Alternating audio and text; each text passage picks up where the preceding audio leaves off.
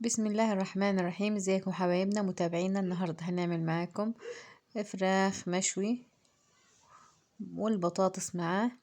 هنجيب البطاطس نقشرها ونقطعها حلقات ونقليها في الزيت. الطريقة دي جميلة، جربوها هتعجبكم. هنجيب الطبق اللي هنعمل فيه خلطة الفراخ. هنجيب معلقة توم مفروم كبيرة ومعلقة كبيرة معجون من الصلصة، وده عصير طماطم، وحطينا ملح وفلفل اسود وبابريكا.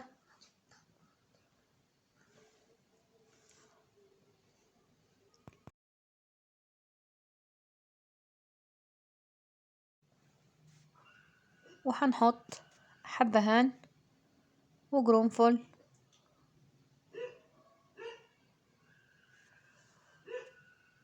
وربع معلقة من القرفة الناعمة وعلبة زبادي.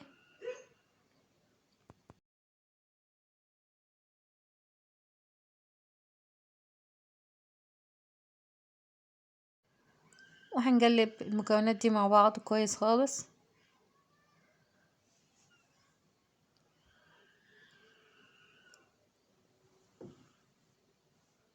وهنجيب الصينية اللي هنعمل فيها وهنفرش البطاطس اللي قليناها.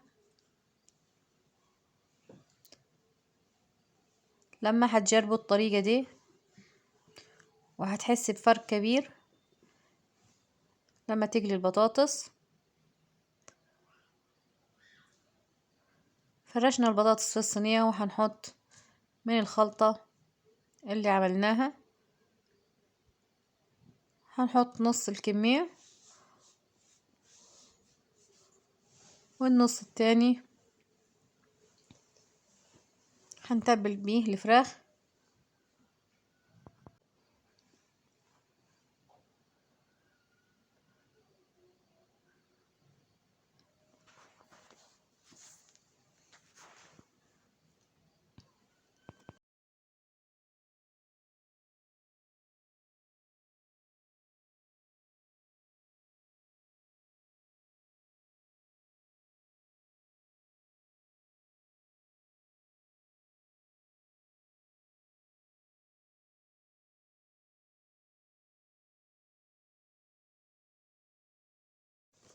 حطينا الفراخ فوق البطاطس وباقي الخلطة اللي هتتبقى هنحطها فوقيها.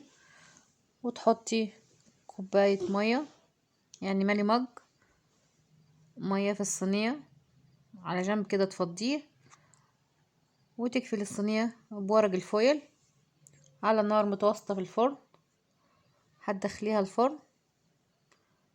وده انا رشيت 3 معالق من الزيت قبل ما نقفل الصينية زي ما انتم شايفين اهو. هنقفل الصينية كويس وهندخلها الفرن وهنكمل باقي الاكل. انا حطيت طاجن البامية على النار اهو، وهعمل الملوخية الخضراء. هذه الملوخية بحط عليها الشوربة،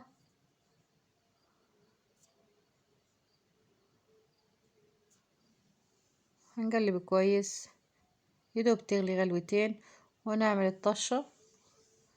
اهم حاجة وانتي حاطة الفراخ في الفرن، يعني دي فرخة صغيرة، ممكن بعد ساعة الا ربع تحوشي ورق الفويل من فوق عشان تاخد لون معاكي،